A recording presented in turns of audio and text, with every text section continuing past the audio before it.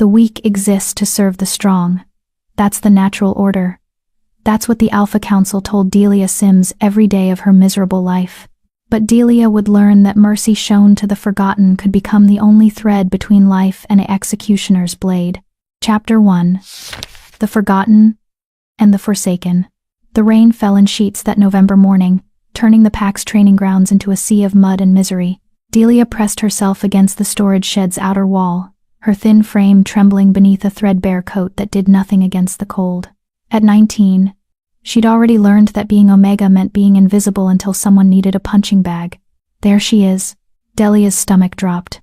She recognized that voice. Josephine Blankenship, daughter of the Beta family, emerged from the downpour with 3 of her friends flanking her like trained hounds. Josephine's blonde hair remained pristine despite the weather, protected by an expensive waterproof cloak that probably cost more than Delia earned in a year. "I've been looking everywhere for you, Omega." Josephine's smile was all teeth, no warmth. "The Alpha's boots need polishing before the ceremony tonight. And his chambers need scrubbing. Again. I cleaned them yesterday," Delia said quietly, knowing it wouldn't matter. "Are you talking back to me?" Josephine's eyes flashed amber, a warning that her wolf was close to the surface. "You forget your place." Delia lowered her gaze immediately. Eye contact was forbidden. Speaking unless spoken to was forbidden. Existing in spaces where higher-ranking wolves wanted to be was forbidden. The list of her crimes against the natural order grew longer every day simply because she breathed. "Forgive me," Delia whispered. "Louder. Let everyone hear how pathetic you are." The training grounds had gone quiet. Dozens of young wolves, all preparing for tonight's harvest moon ceremony, had stopped to watch. Some looked uncomfortable, most looked entertained.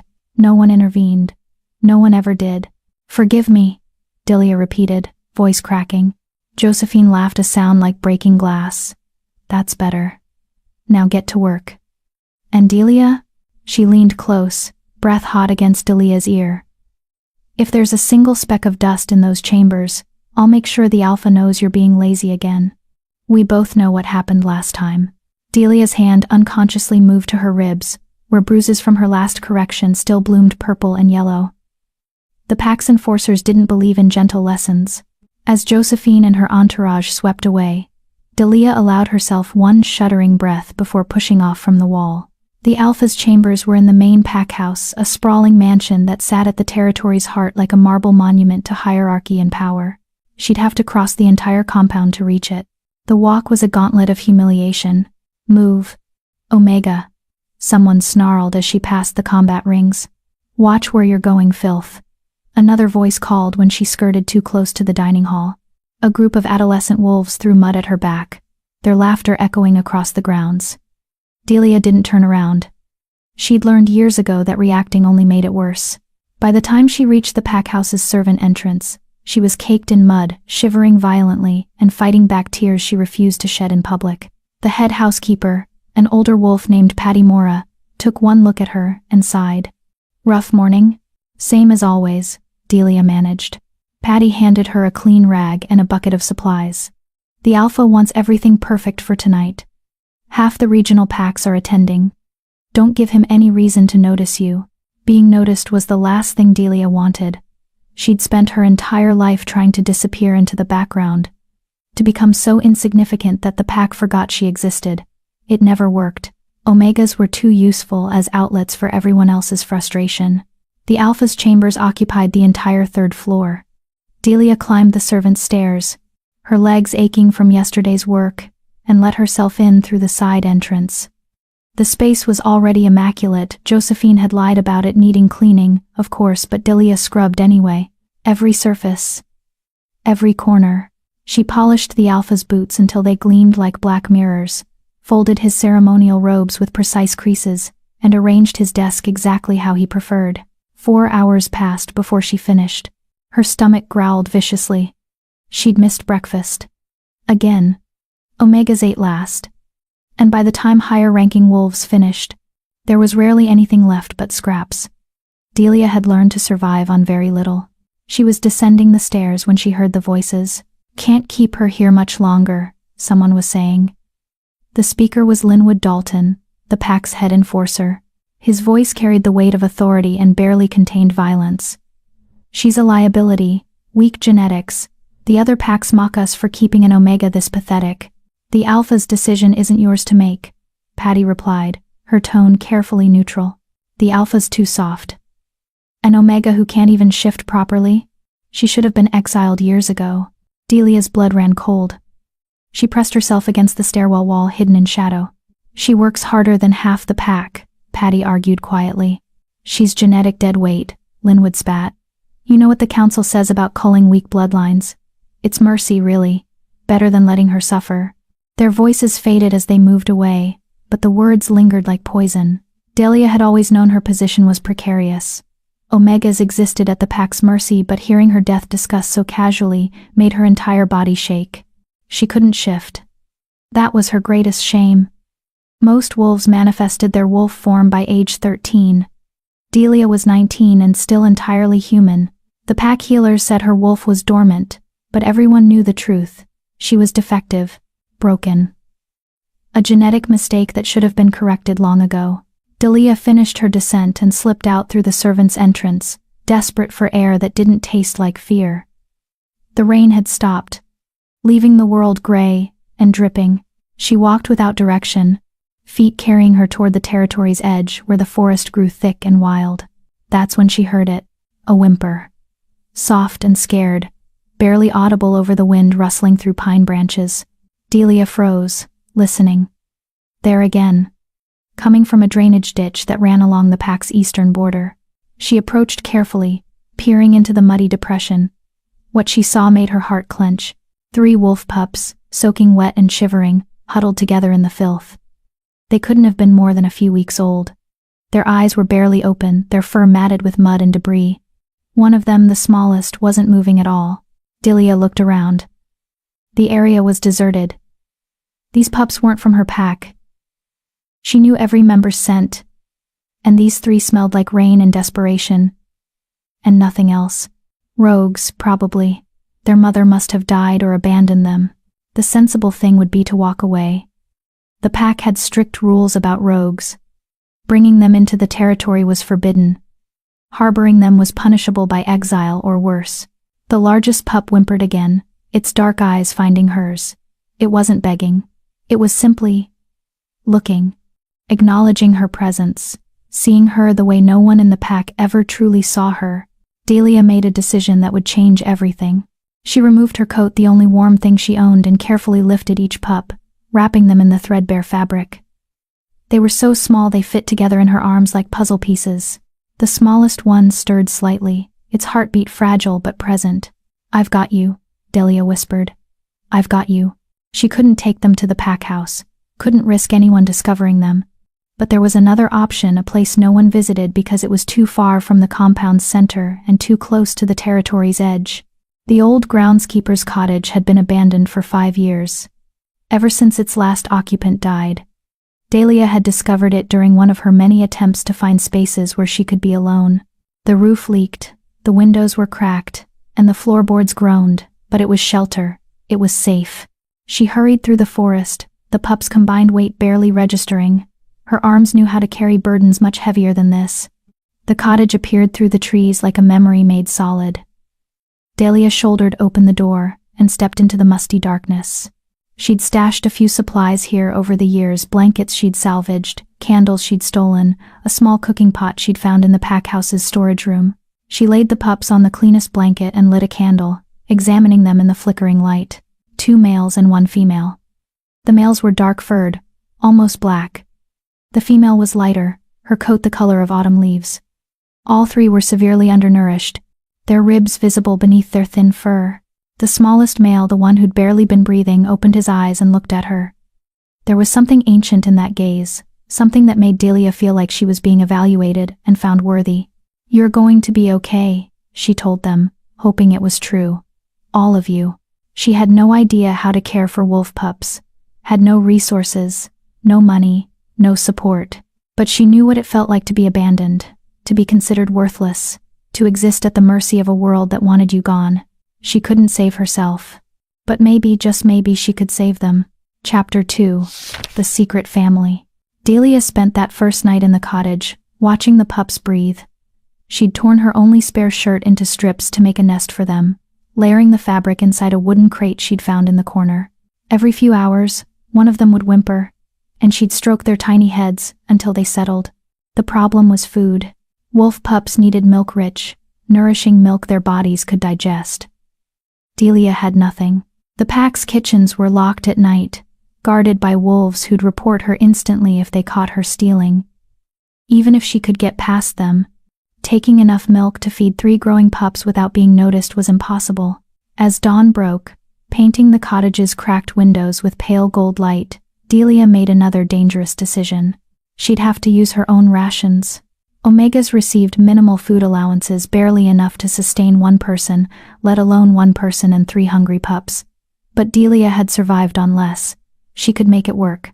She had to. She left the pups sleeping and hurried back to the pack house before the morning bell.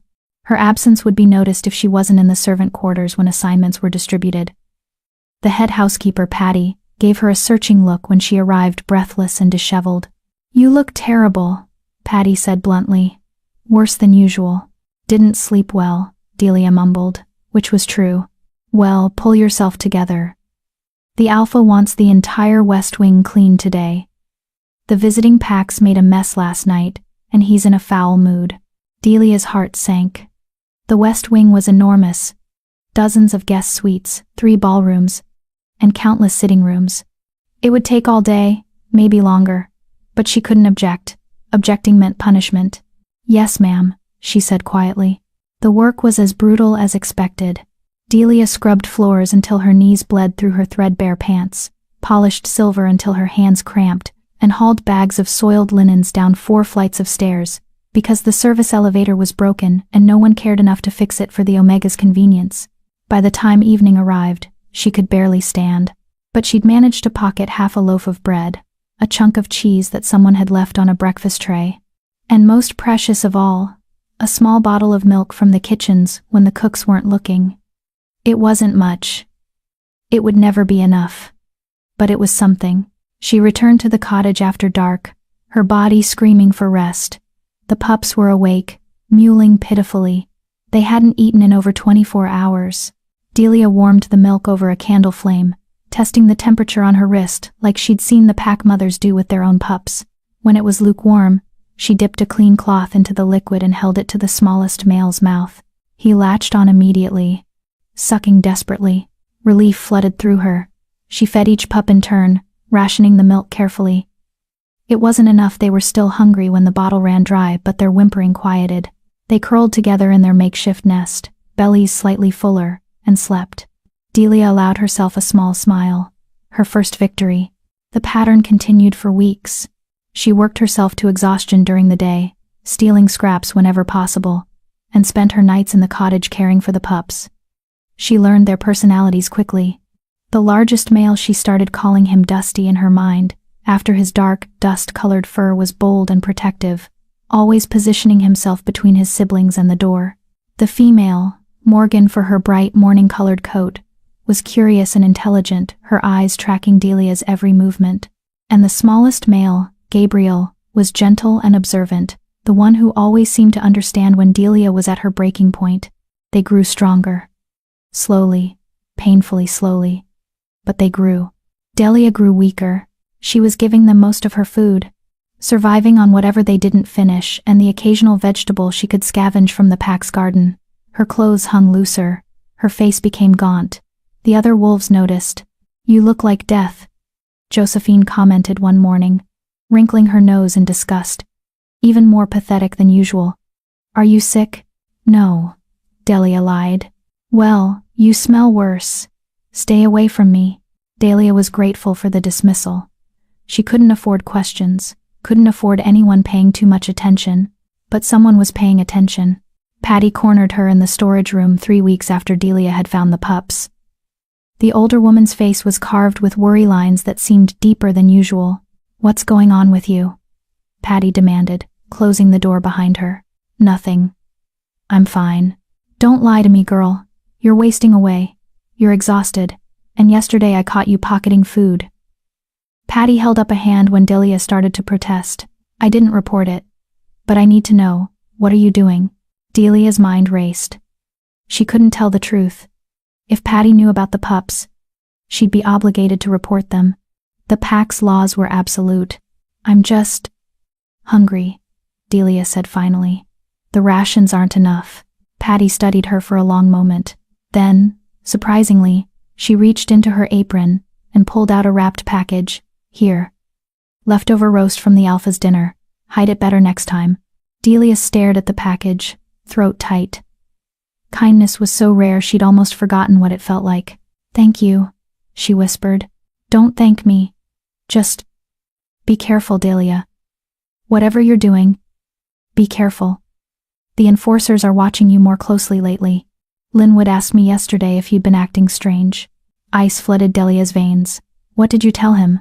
That you're always strange because you're Omega, Patty said bluntly. But he's suspicious. Watch yourself. The warning haunted Delia for days.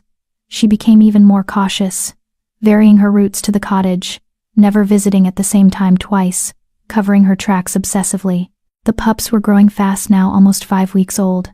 Their eyes were fully open, their movements more coordinated. Soon they'd start trying to walk. Soon they'd need more than milk and scraps. Delia was collecting firewood near the cottage one evening when she heard voices approaching through the forest. She dropped the wood and pressed herself behind a thick oak tree, heart hammering. Around here somewhere, someone was saying. Linwood. Of course it was Linwood. The scouts reported unusual scents near the eastern border. Could be rogues passing through, another enforcer replied. Could be. Or could be someone harboring rogues. You know the punishment for that. Death. The other enforcer said simply.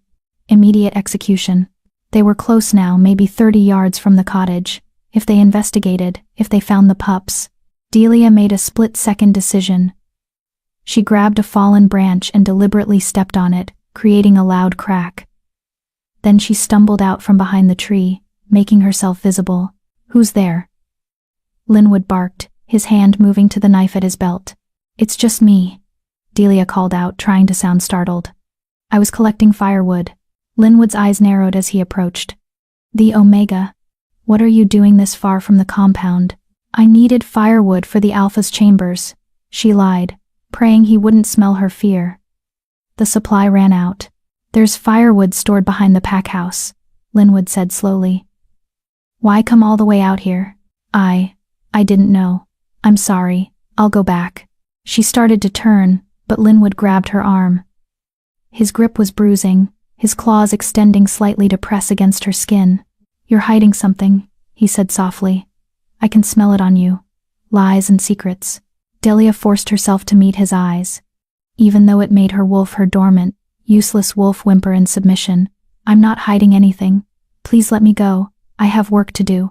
For a terrible moment she thought he'd drag her to the cottage. Thought he'd discover everything and she'd watch those 3 innocent pups die because of her stupid, reckless mercy. But then a howl split the air, the Alpha's summons. All pack members were required to respond immediately. Linwood released her with obvious reluctance. This conversation isn't over, Omega. I'm watching you. He and the other enforcer loped away toward the compound, shifting mid-stride into their powerful wolf forms. Delia waited until their sense faded completely before allowing her legs to collapse beneath her. That had been too close. She returned to the cottage with shaking hands. The pups sensed her distress immediately, whining and pressing against her legs when she entered. They were getting big. Gabriel was almost the size of a small dog now, his siblings even larger. We can't stay here much longer, Delia told them, stroking Morgan's russet fur. They're getting suspicious. If they catch us. She didn't finish the sentence, didn't need to. The pups looked at her with understanding far beyond their age. And Delia wondered not for the first time what she'd really saved from that drainage ditch. These weren't normal wolf pups. The way they watched her, the intelligence in their eyes, the speed of their growth, something was different about them. Something powerful. But power wouldn't save them if the pack discovered their existence. Delia needed a plan. Needed a way to keep them safe until they were strong enough to survive on their own. She just had no idea what that plan could possibly be. Outside the cottage, the wind picked up, carrying the distant sounds of the pack's nightly gathering. Somewhere in that crowd of wolves, Linwood was watching. waiting, searching for any excuse to prove she was breaking the laws. And Delia knew with absolute certainty that he'd find one eventually. The only question was whether she could save the pups before he did. Chapter 3. The first shift. 2 months after finding the pups, everything changed. Delia was in the pack house's kitchen, scrubbing pots from the evening meal, when the pain hit. It started in her spine, a burning sensation that spread through her entire body like wildfire. She gasped, dropping the pot with a clatter that made the head cook glare at her. "Clumsy Omega. You'll pay for that if it's damaged." But Delia couldn't respond, couldn't breathe. Her bones felt like they were rearranging themselves. Her muscles screaming as something inside her, something that had been dormant for 19 years, suddenly woke up. "What's wrong with her?" someone asked from far away. "She's shifting," another voice said, filled with shock. "The Omega is shifting." Impossible. Delia had tried to shift 1,000 times. Had stood in the forest during full moons, begging her wolf to emerge, only to remain frustratingly human. The pack healers had declared her wolf dead or non-existent. But now, as her vision blurred and her body convulsed, she felt it, her wolf, not dead, not gone, just waiting. The transformation was agony. Her first shift was supposed to have happened years ago when her body was prepared for it. At 19, fighting through a shift without any training or guidance, Delia thought she might die from the pain alone. When it finally ended, she found herself on 4 legs, panting and disoriented. The kitchen had gone completely silent. Every wolf present stared at her with expressions ranging from shock to disgust. Her wolf was small, smaller than any adult wolf should be. Her fur was dull gray, unremarkable. She could feel her own weakness in every muscle, every bone. Even in wolf form, she was pathetic. "I don't believe it," the head cook muttered. 19 years old, and that's the best she can do. Laughter rippled through the kitchen. Cruel, mocking laughter that followed Delia as she scrambled on unfamiliar legs toward the exit. She crashed into a table, knocked over a chair, and finally burst through the door into the night. She ran. Her wolf form was clumsy and uncoordinated, nothing like the graceful power of other pack wolves. But she ran anyway, instinct driving her toward the one place she felt safe. The cottage. The pups were waiting when she arrived, and the moment she crossed the threshold, something extraordinary happened. Gabriel, the smallest pup who'd barely been breathing when she found him, stood up on shaking legs. His body began to glow with a soft golden light. Then Morgan and Dusty rose as well, their bodies emanating the same ethereal radiance. Delia shifted back to human form without meaning to, collapsing naked and exhausted on the floor. The pups approached her, still glowing, and pressed their tiny noses to her skin. Warmth flooded through her. Not the burning pain of the shift, but something else, something ancient and powerful and utterly foreign. She felt her wolf strengthen inside her, felt connections forming that shouldn't exist between a wolf and 3 pups she'd found in a ditch. When the glowing faded, Delia understood with perfect clarity what had happened. The pups weren't normal wolves. They were something far older, far more powerful, and by saving them, by feeding them with her own blood and sacrifice, she'd bonded with them in a way that transcended normal pack bonds. They'd awakened her wolf, had given her what the pack said she'd never have. "Thank you," she whispered, tears streaming down her face. "Thank you." Gabriel licked her cheek, his dark eyes filled with affection. Morgan curled against her side. Dusty positioned himself at the door, already protective, already standing guard. For the first time in her life, Delia didn't feel alone. But her newfound happiness lasted exactly 3 days. She was carrying water from the well when Josephine intercepted her, flanked by 2 other high-ranking wolves. The beta's daughter wore an expression of vicious delight. "So the Omega finally got her wolf," Josephine said sweetly. "How pathetic it is. I've seen pups with more presence." Delia kept her head down, trying to pass, but Josephine stepped into her path. "I heard something interesting today," Josephine continued. "Some of the scouts have been reporting strange scents near the eastern border. Young wolves. Unfamiliar ones." Her smile widened. "You wouldn't know anything about that, would you?" Delia's blood turned to ice. "No. Really? Because Linwood is convinced someone's been harboring rogues, and you've been acting very suspicious lately. Always tired. Always stealing food. Disappearing for hours at a time. I haven't done anything wrong. Then you won't mind if we search your belongings? Your sleeping quarters? Josephine leaned close. Or maybe that little cottage you've been sneaking off to? The world tilted. They knew. Somehow, they knew. I don't know what you're talking about, Delia said, but her voice betrayed her. Josephine laughed. You're a terrible liar, Omega. Linwood, she called out. I think we should investigate the old groundskeeper's cottage.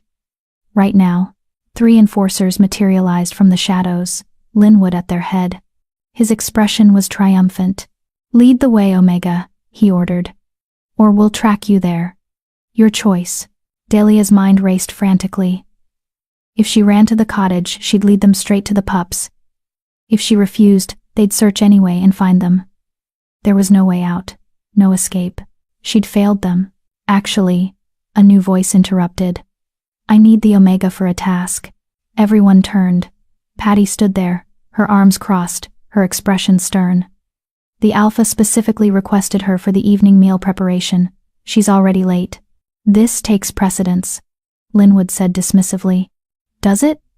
Patty raised an eyebrow.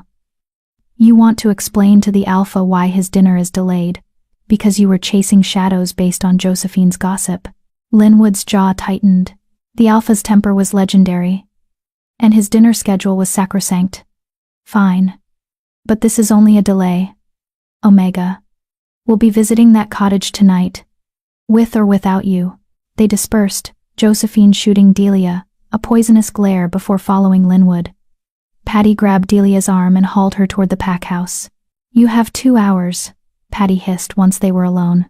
Whatever you're hiding, you need to move it or destroy it. 2 hours, Delia. That's all I can give you. Why are you helping me? Patty's expression softened slightly. Because I was Omega once, before I got too old to be useful for anything but housekeeping. I know what it's like. Now go. Run. Delia ran. She burst into the cottage, breathless and panicking. The pups were bigger now, almost adolescent size.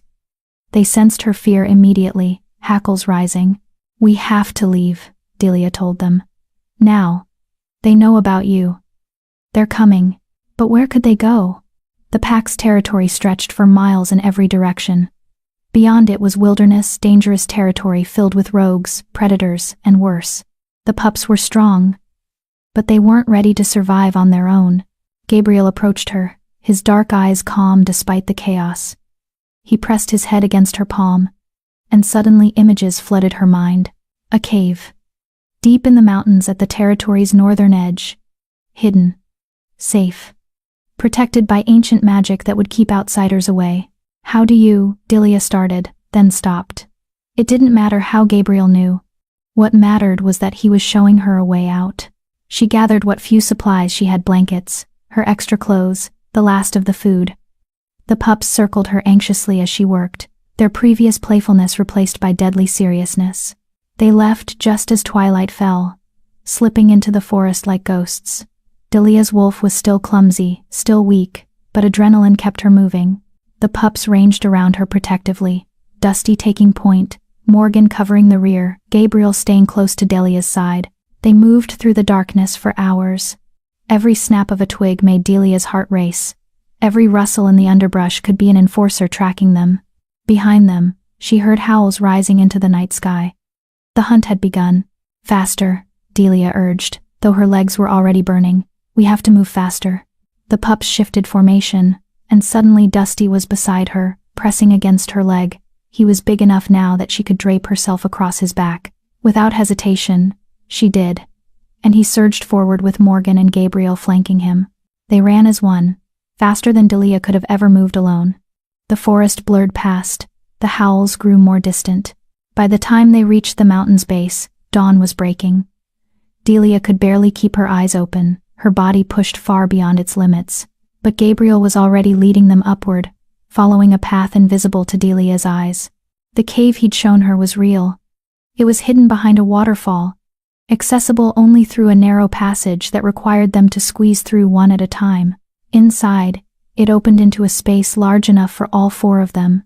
With a natural spring in the corner and moss-covered stone that would make decent bedding, Delia collapsed the moment they were inside. The pups curled around her, their combined warmth keeping the mountain cold at bay.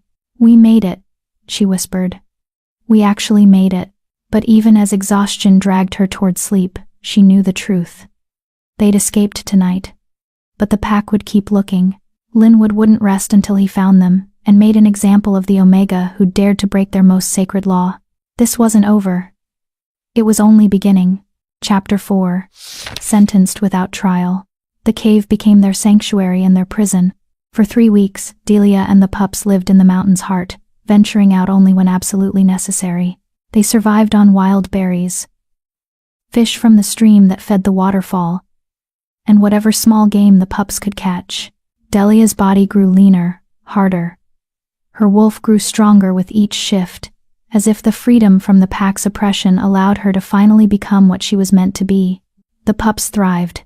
They were nearly full-grown now, their true nature becoming impossible to ignore. When they ran, their paws left faint traces of golden light. When they hunted, they moved with coordination that bordered on supernatural. And at night, when they slept in a pile with Delia at the center, she sometimes dreamed their dreams, visions of ancient forests, of wolves that walked between worlds, of power that predated the modern packs by millennia. She'd saved something far more significant than 3 abandoned pups. She just didn't know what yet. On the 23rd day of their exile, Gabriel woke her before dawn. His dark eyes were urgent, his body tense. Through their bond, Delia felt his warning. Someone was coming. She rose quietly, waking Morgan and Dusty. The 3 pups positioned themselves between Delia and the cave entrance, their lips curled back to reveal teeth that had grown sharp and deadly. Footsteps echoed from beyond the waterfall. Not the heavy tread of enforcers, but something lighter, familiar. Patty stepped through the cascade of water, drenched and breathing hard. She froze when she saw the pups, her eyes widening. "Blessed moon," she whispered. "What are they?" "Please don't tell the pack," Delia begged, stepping forward. "Please. I know I broke the law, but they would have died. I'm not here to turn you in, girl."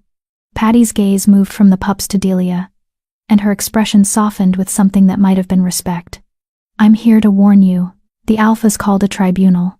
They've declared you a rogue for abandoning your duties and stealing pack resources." "I didn't abandon anything. They were going to kill me." "I know, but the tribunal's in 3 days, and they've already decided your sentence. Death. Linwood's been given permission to hunt you down and execute you on sight." Patty reached into her coat and pulled out a wrapped bundle. "I brought supplies, food, medicine, blankets. It's not much, but—" "Why are you helping me?" Delia interrupted. "You could be exiled for this, or worse." Patty was quiet for a long moment.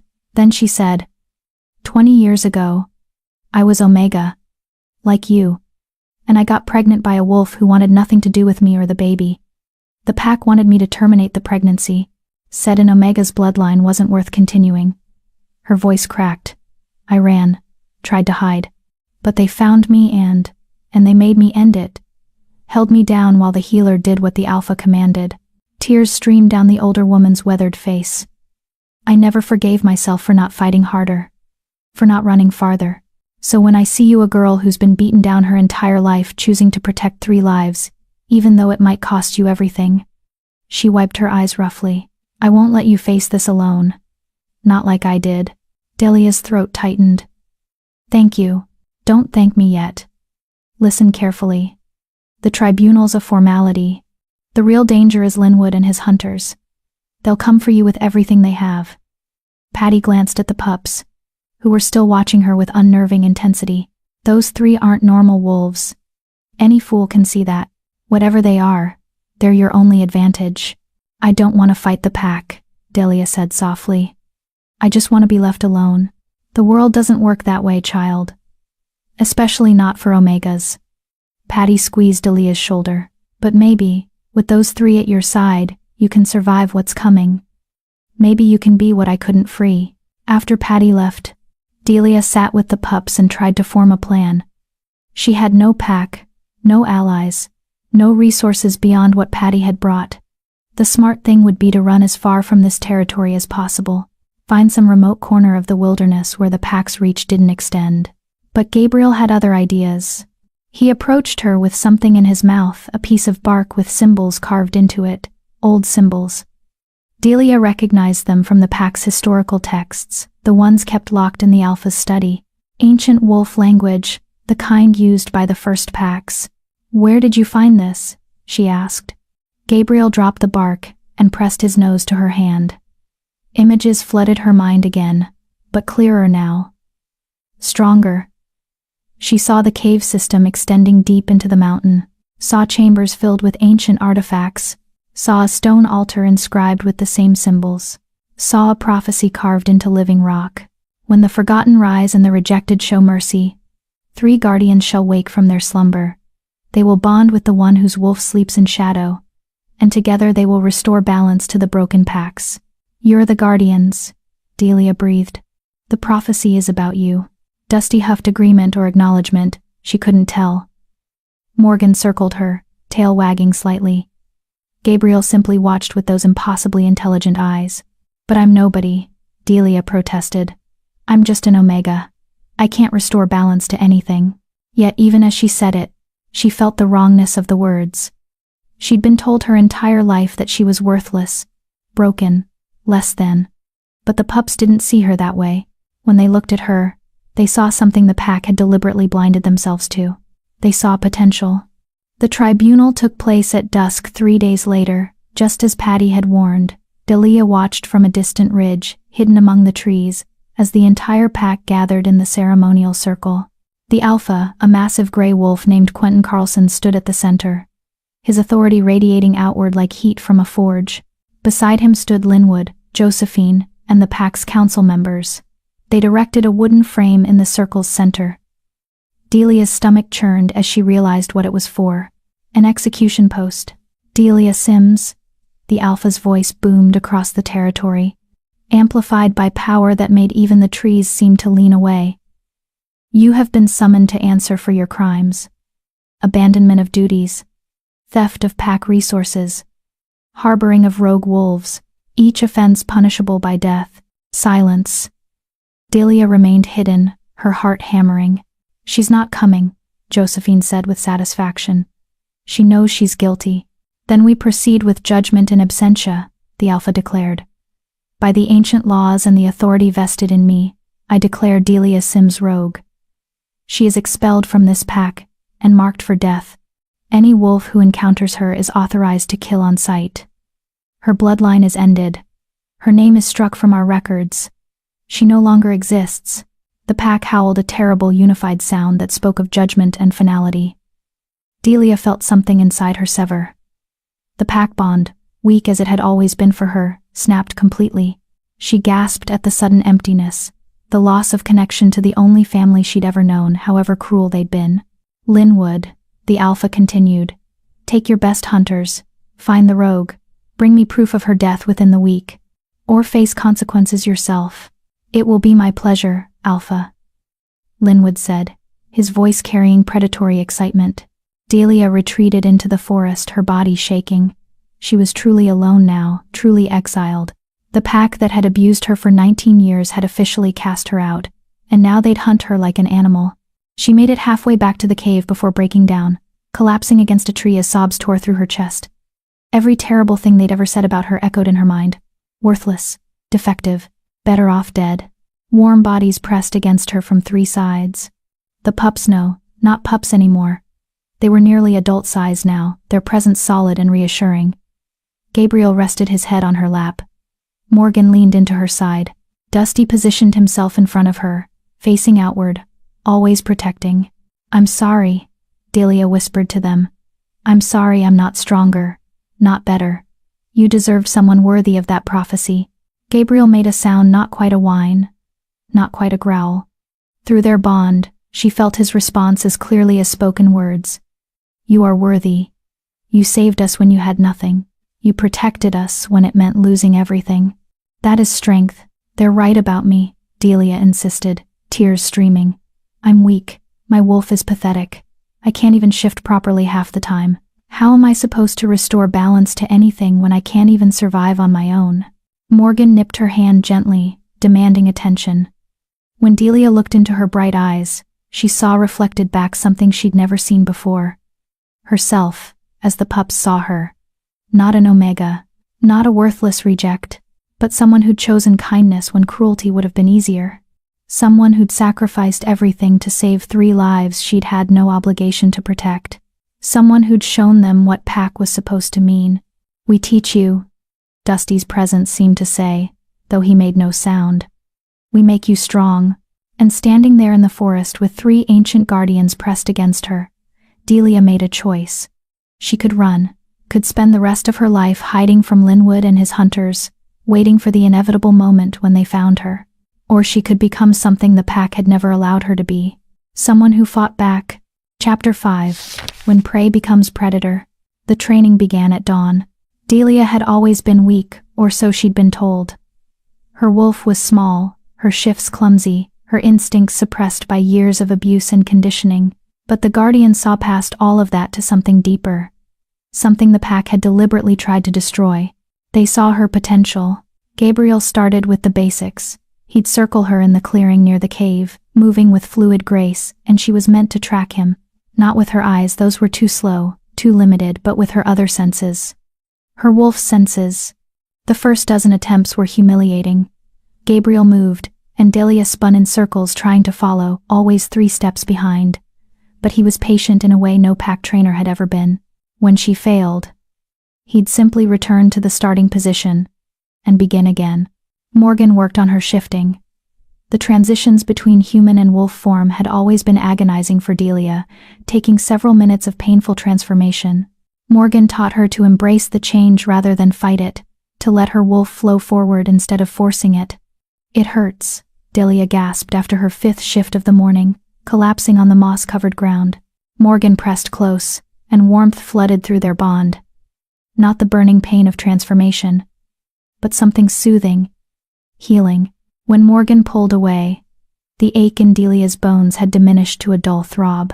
Dusty's lessons were the hardest. He taught her to fight. Delia had never fought back in her life.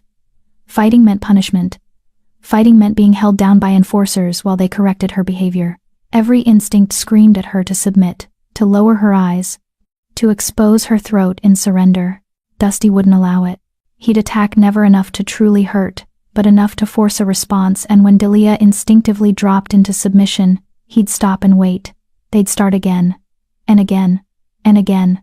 I can't. Delia finally sobbed after the 20th attempt. I can't fight. It's not in me, Dusty growled, not in anger, but in frustration. He shifted his position, and suddenly, he wasn't attacking her anymore. He was showing her memories through their bond. She saw herself as he'd first seen her, a figure emerging through the rain, thin and trembling, moving toward the drainage ditch where 3 dying pups lay. Saw herself removing her only coat, the only warm thing she owned, to wrap them in it. Saw herself carry them to safety even though her arms shook with exhaustion. Saw herself return night after night, giving them her food when she was starving, protecting them when discovery meant death. That's different, Delia protested.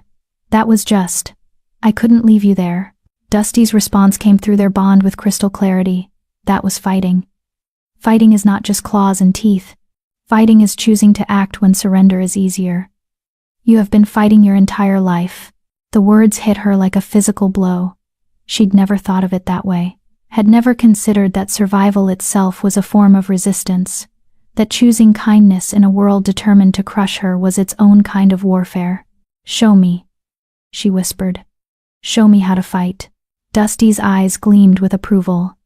He lunged again, but this time when Delia's instincts screamed at her to submit, she thought of the 3 pups curled in the drainage ditch, thought of the choice she'd made that day, thought of every moment since, when she'd chosen them over her own safety.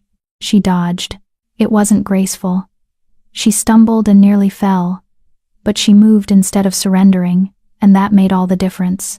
They trained for 6 days straight. 6 days of pushing her body and wolf to limits she'd never imagined. 6 days of falling and rising and falling again. And slowly, painfully, Delia began to change. Her shifts became faster, smoother. Her wolf form, while still smaller than other pack wolves, moved with new confidence. Her senses sharpened until she could track. Gabriel, blindfolded, could smell the difference between morning dew and afternoon rain, could hear a rabbit's heartbeat from 100 yards away. She was still nowhere near as strong as a trained pack warrior. But she was stronger than she'd ever been.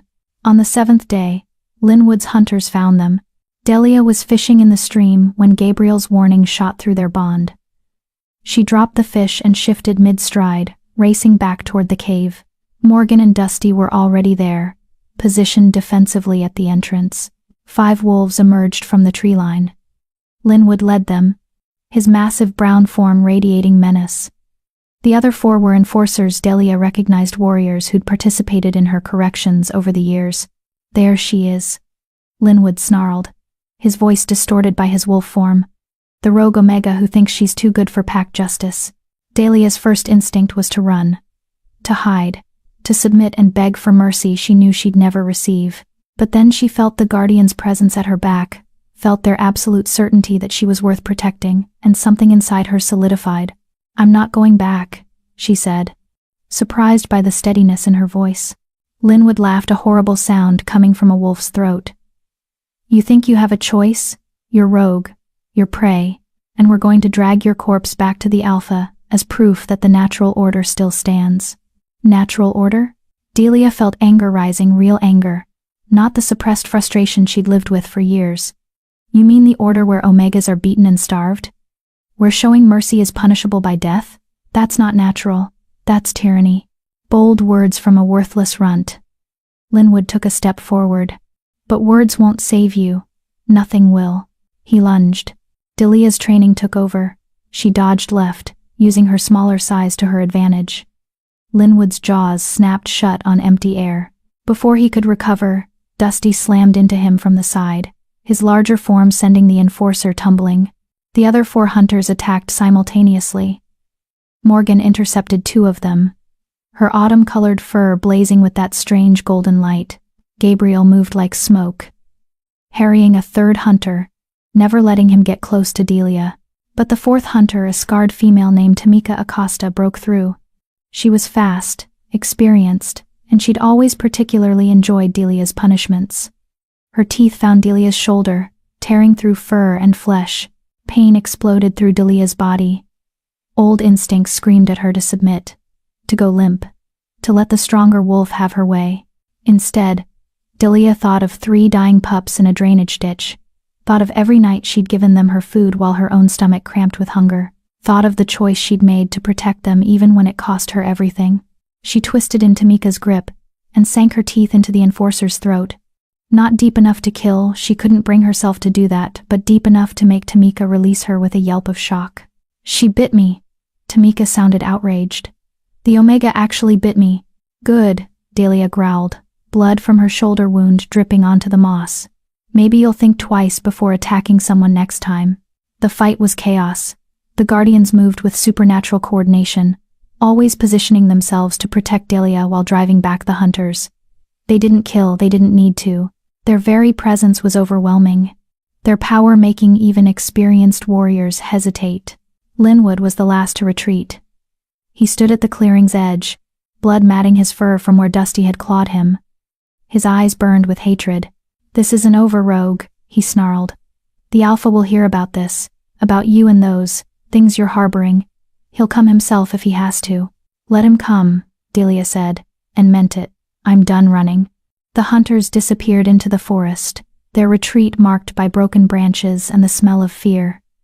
Delia's legs gave out the moment they were gone, adrenaline abandoning her all at once. She shifted back to human form, her shoulder wound bleeding freely. Morgan was there immediately, licking the injury with her rough tongue. The same warm, healing energy that had soothed Delia's shifting pains flooded through the wound. The bleeding slowed, then stopped. When Morgan pulled away, only a pink scar remained. "You can heal," Delia breathed. "Morgan, you can actually heal." The Guardian's bright eyes sparkled with what might have been amusement. as if to say, "We can do many things. You're only beginning to see." Gabriel and Dusty returned from scouting the perimeter. Through their bond, Delia felt their assessment. The hunters were gone, but they'd be back. With more warriors. Maybe with the Alpha himself. "We need to move," Delia said, forcing herself to stand despite her exhaustion. "This location's compromised." But Gabriel shook his head. Through their bond, he showed her something that made her breath catch. Deep in the mountain, in the chambers he'd discovered, there were defenses, ancient protections carved by the first wolves, designed to keep out those with violent intent. The cave could become a fortress, if they activated the old magic. How? Delia asked. Gabriel's response came with images, the stone altar she'd seen in his earlier visions, herself standing before it, her blood on the ancient carvings, speaking words in the old language. A ritual, a claiming, a declaration that this place, this sanctuary, belonged to her and her pack. Her pack. The words felt strange. Wrong. She'd never had a pack. Not really. The wolves who'd raised her had never been family. Only captors. But these 3 guardians. They were pack in the truest sense. Protected her. Taught her. Stayed with her even when leaving would have been safer. "All right," Delia said quietly. "Show me what to do." They descended into the mountain's heart. As night fell above, the passages twisted deeper than Delia had explored, opening eventually into a vast chamber lit by some phosphorescent fungi that grew in patterns along the walls. At the center stood the altar. Gabriel had shown her, a massive stone carved with symbols that seemed to shift and writhe in the dim light. Delia approached it reverently. The air here felt thick with power, with history, with the weight of thousands of years. "What do I say?" she asked. Gabriel pressed his nose to her hand, and the words filled her mind.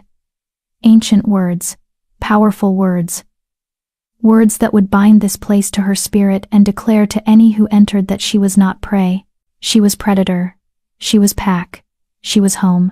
Delia cut her palm on a sharp edge of the altar and pressed her bleeding hand to the stone. The symbols flared to life, glowing with the same golden light that sometimes surrounded the guardians. Then she spoke the words Gabriel had given her, and the mountain itself seemed to listen. Chapter 6. Standing Ground. The ritual changed everything.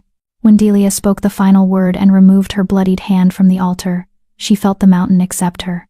Not just the cave they'd been sheltering in, but the entire peak miles of stone and earth and ancient power recognized her as its guardian. The connection settled into her bones like a second heartbeat, steady and unbreakable. She could feel everything.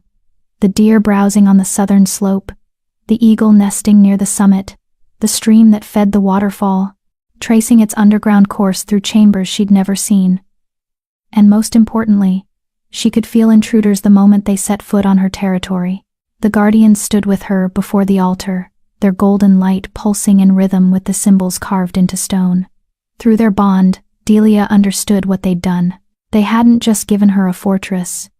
They'd given her legitimacy.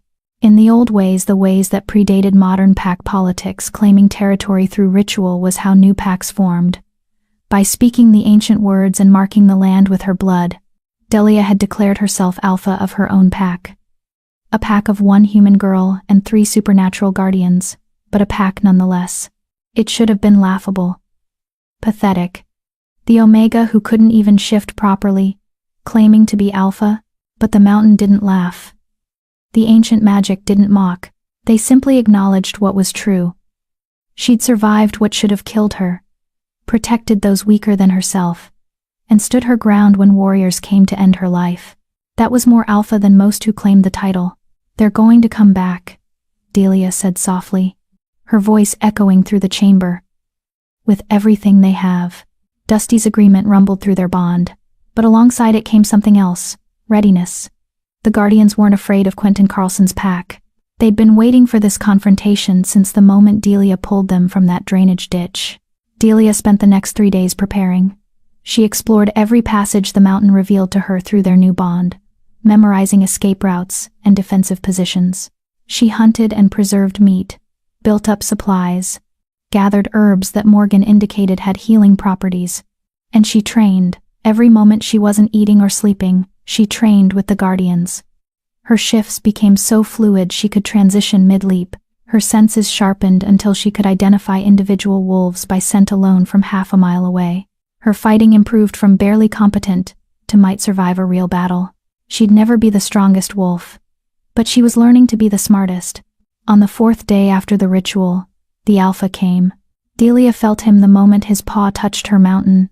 The sensation was like ice water down her spine, pure, concentrated dominance radiating from a wolf who'd ruled his pack for 15 years without challenge. Quentin Carlson wasn't just strong, he was power made flesh. And he'd come to remind the rogue Omega of her place.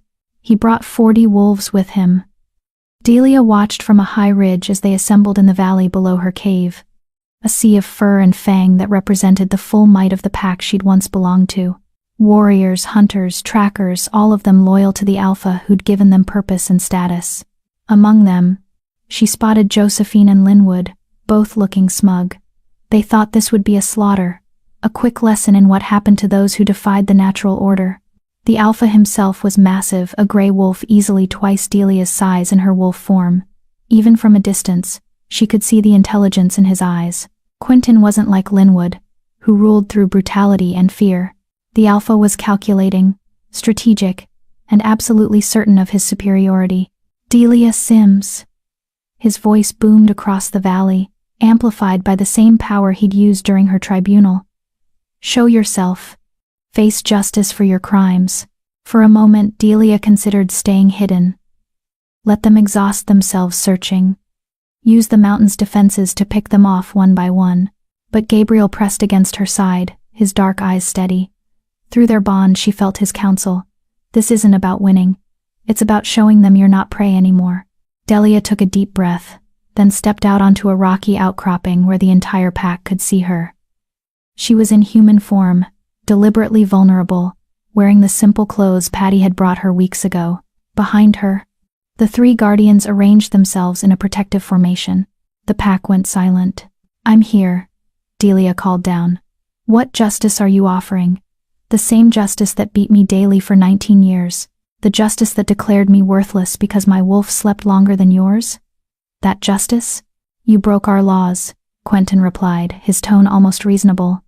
You harbored rogues, stole pack resources, abandoned your duties. These crimes carry a death sentence. You know this. I saved 3 dying pups, Delia countered.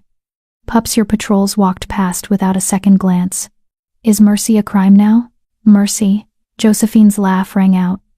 You stole food from pack stores to feed strays. You lied about your whereabouts.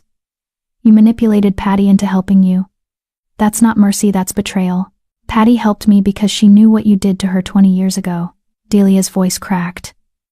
Because she remembered what it feels like to be Omega in a pack that treats weakness like a disease to be eradicated. Murmurs rippled through the assembled wolves. Some looked uncomfortable, others angry. But none of them moved to defend her. None of them ever had. Quentin raised his muzzle, silencing the pack. You've said your piece. Now come down and face judgment. If you surrender peacefully, your death will be quick. Clean. Continue this defiance, and Linwood has permission to make you suffer before the end. I'm not surrendering, Delia said quietly. And I'm not coming down. This mountain is mine now. I've claimed it by the old rights. If you want me, you'll have to come up here and take me. The alpha's eyes narrowed. You dare claim territory? You, an Omega who couldn't shift until 2 months ago? You're not a pack. You're a rogue with delusions. Then it should be easy for you to prove that. Delia forced steel into her voice. Challenge me, alpha to alpha. Winner takes the mountain and the loser leaves forever. The entire pack erupted into chaos. Wolves barking in disbelief, laughing at the audacity, howling at the insult. An Omega challenging an alpha. It was unthinkable. Absurd. Quentin should have laughed. Should have dismissed her out of hand. Instead, his gaze sharpened, fixing on the 3 guardians behind her. Delia saw the moment he recognized them as something other than normal wolves. Saw calculation replace contempt. You know what they are, Delia said. Don't you? Old stories. Quentin said carefully. Legends about guardians who would wake when the packs forgot their purpose. But those are just tales to frighten pups. Are they? Delia gestured to the guardians. These 3 were dying in a ditch on your territory. Your patrols saw them and did nothing. Because they were weak. Because they weren't pack. Because mercy isn't profitable in your natural order. They're rogues. They're proof that your way is broken. Delia's voice rang out across the valley. You've built your power on crushing anyone who doesn't fit your definition of strong. You exile the weak, punish the different, destroy anything that threatens your authority. And you call it natural order, call it necessary. But it's just cruelty dressed up in tradition. Silence fell. Even Linwood had stopped laughing. The old laws say any wolf can challenge for territory. Delia continued. They don't specify rank or bloodline, just strength and will. So I'm challenging you, Quentin Carlson. Fight me for this mountain. Prove that might makes right. Or admit that your natural order is so fragile it can't withstand 1 Omega with the courage to say no. For a long moment, the Alpha simply stared at her. Delia could see him weighing options, calculating risks. If he refused, he'd look weak. But if he accepted and somehow lost to an Omega, even an Omega backed by supernatural guardians, his authority would be shattered. Your courage is admirable, Quentin finally said. Foolish, but admirable. Very well. I accept your challenge. But know this. I've killed challengers stronger than you, faster than you, more experienced than you. You'll die on this mountain, Delia Sims. And when you do, those guardians will be mine to command. They belong to no one, Delia replied. They choose their own path. Just like I do now. The Alpha began his ascent. The pack followed at a distance, positioning themselves to watch the spectacle.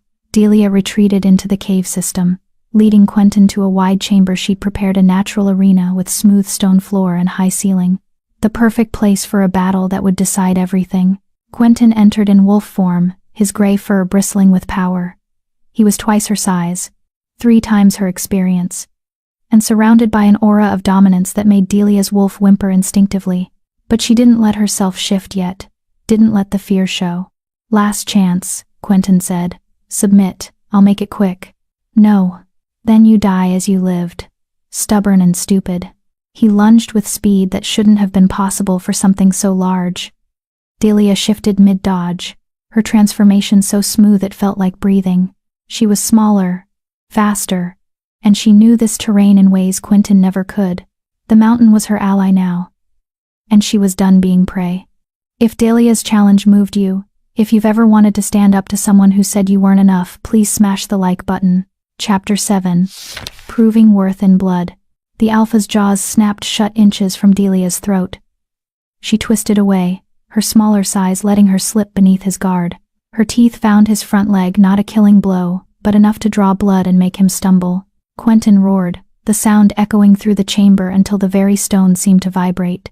He spun faster than anything his size should move, his massive paw catching Delia's ribs and sending her tumbling across the smooth floor. Pain exploded through her chest.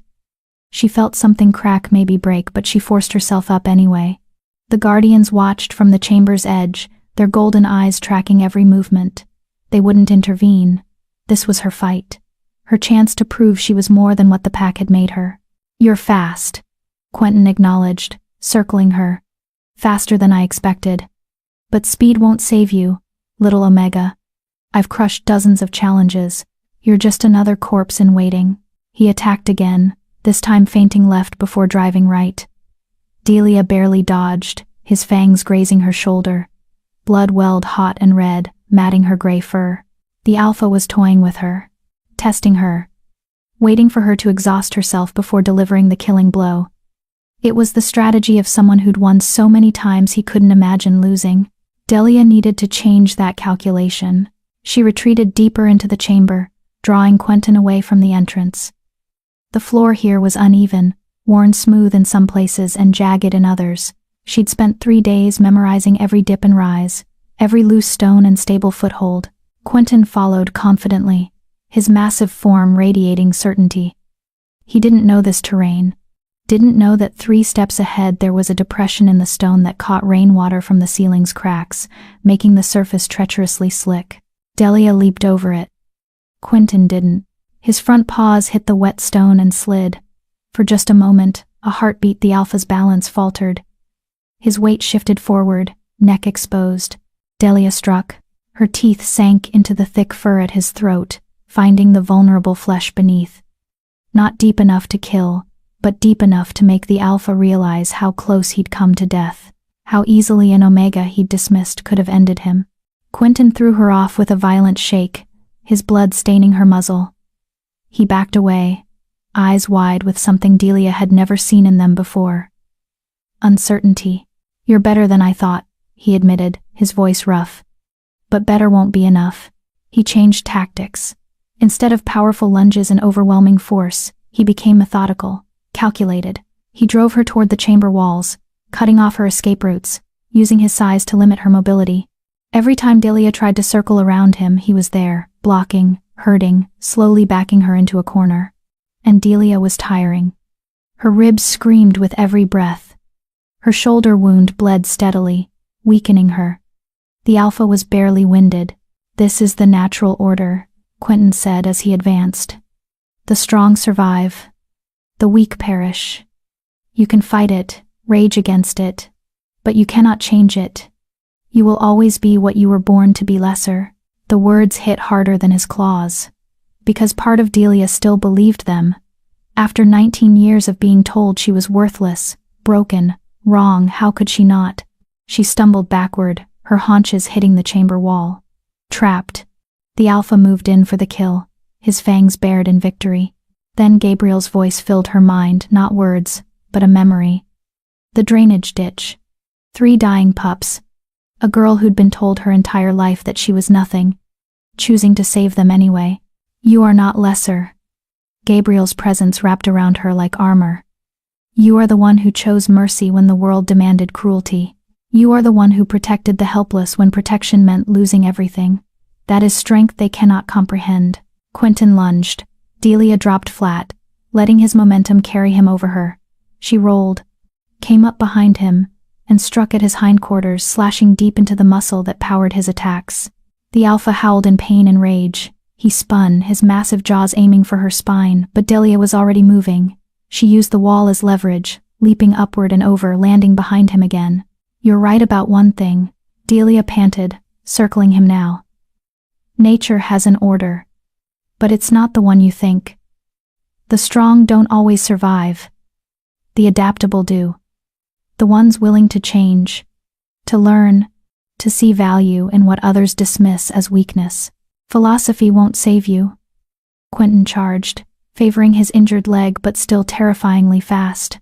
Delia didn't dodge this time. She moved forward, inside his guard, too close for his powerful jaws to reach. She went for his already injured leg, tearing at the wound until Quentin's leg buckled beneath him. He crashed to the stone floor, his greater mass working against him. Before he could rise, Delia was on his back, her teeth at his throat, the kill position. One bite, one quick tear, and the alpha who'd ruled for 15 years would be dead. The chamber went utterly silent. Even the dripping water seemed to pause. "Do it," Quentin rasped. "Finish it." "That's what I would do." Delia's teeth rested against his jugular. She could feel his pulse racing beneath her fangs. Could end him with barely any effort. Prove she was stronger. Prove she deserved to survive. But something Gabriel had shown her echoed through her mind. "You are not them.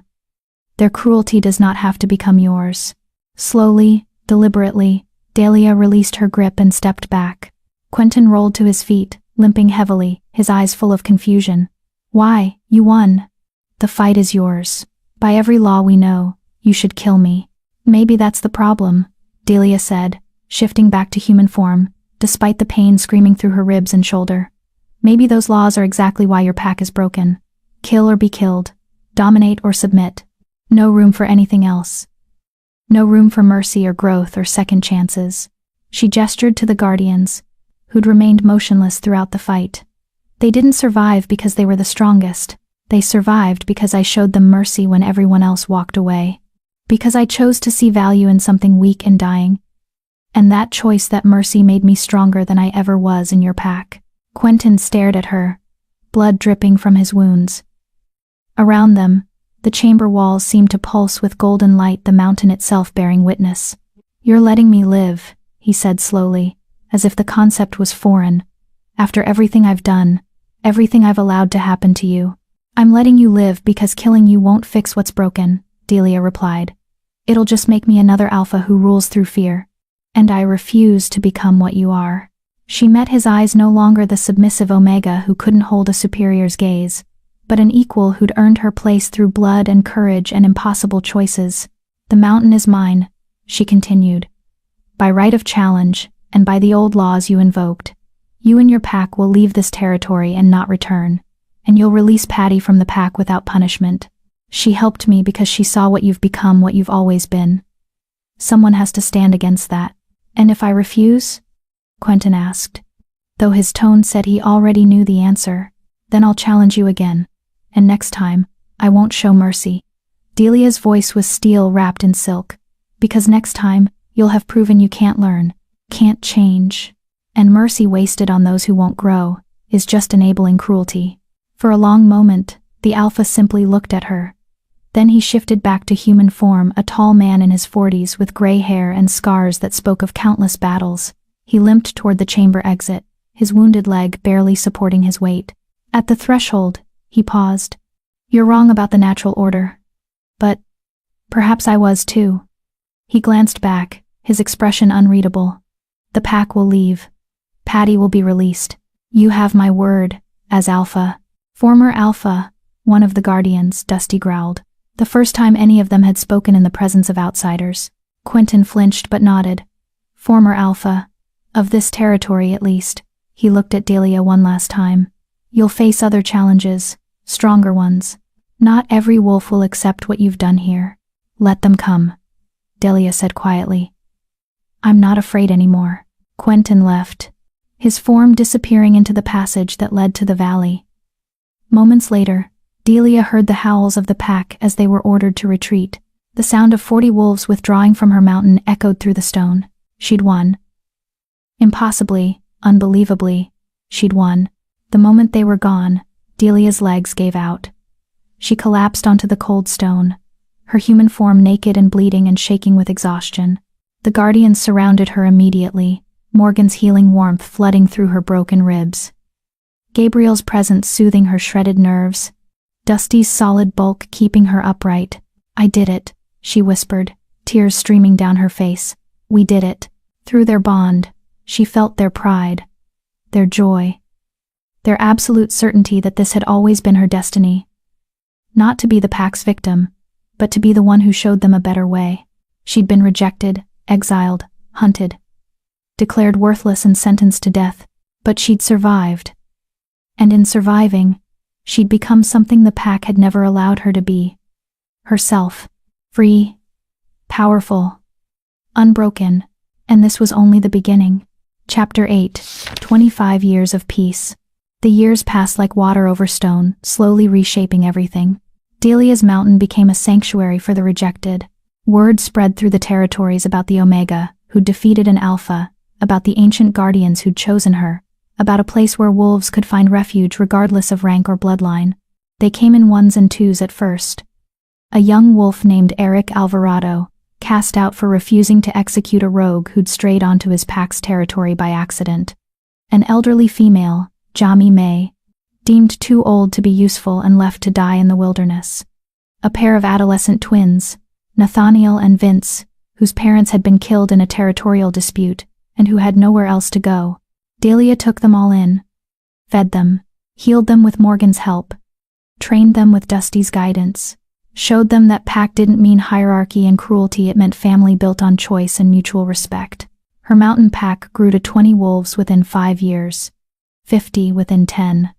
By year 15, they numbered over 100, and Delia had transformed from the frightened Omega who could barely shift into a leader whose name was spoken with respect and fear across 6 territories. The Guardians grew alongside her.